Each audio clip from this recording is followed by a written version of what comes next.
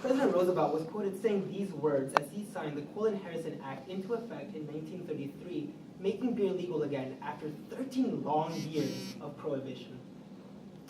While I was preparing this speech, I brewed up a couple things I wanted to share with you guys. I wanted to talk a little bit about the history of beer, the diversity we have in beer today, and the future of beer. Though it's fun to know, one of the most popular bills passed during the first 100 days of President Roosevelt's time in office had nothing to do with farming, nothing to do with banking, and nothing to do with public works, but instead beer. Truth is, his efforts pale in comparison to those made by previous civilizations and ancient rulers who, like Roosevelt, were fond of beer. We believe beer was originally made about 7,000 years ago in modern-day Iran. However, we have the earliest evidence of a society brewing and drinking beer in that of the ancient Sumerians some 6,000 years ago in what is today Iraq. From there, beer is believed to have traveled to Egypt, where 5,000 years ago, Pharaoh consumed it as part of their daily diet and used beer in part of their religious practice. Beer continued its journey through Syria onto parts of Europe and through the Middle East to parts of Asia. In 2100 BC, Babylonian King Hammurabi loved beer so much he actually included regulations for his tavern keepers in his code of law. In fact, it's believed that during his rule, some of the earliest drinking accessories, such as mugs, were first invented.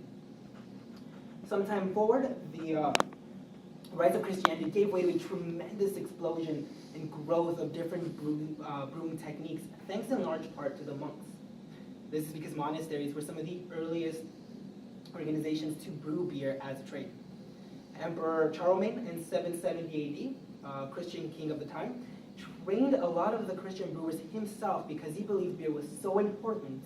He had very specific demands for the beer that would be drank at his table. Truth is, though, for as much as all of these people and rulers loved beer, the beer they drank was very bland.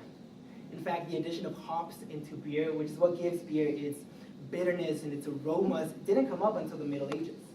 Today, though, we have an unprecedented diversity of beers to choose from, all of which fall generally under one of two categories.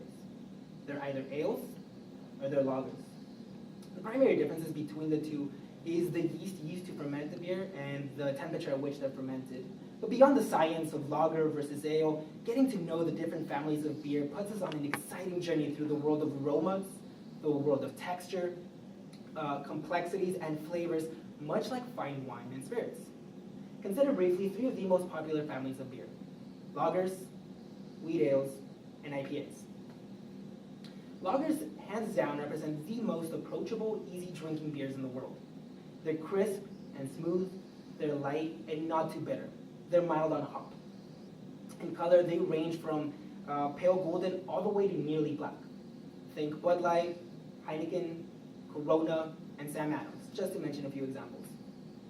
Now, unlike lagers, which are brewed using barley, wheat ales are defined as beer brewed using either malted or unmalted wheat.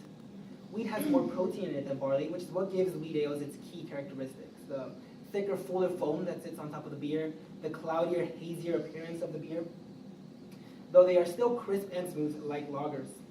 However, one really cool thing about wheat is that it is a cleaner, more neutral flavored grain, which gives brewers the opportunity to add additional ingredients to enhance aromas and flavors in the beer. For example, orange wheat is a very common type of wheat ale. Some brands that will make it are like Hefeweizen, Blue Moon, and Shock Top. Both wheat ales and lagers have mild to noble hops, unlike Indian pale ales or IPAs.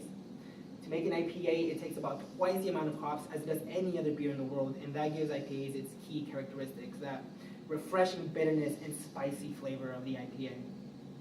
IPAs in appearance are much darker than the other two, so they start at a deep golden and range to amber to copper.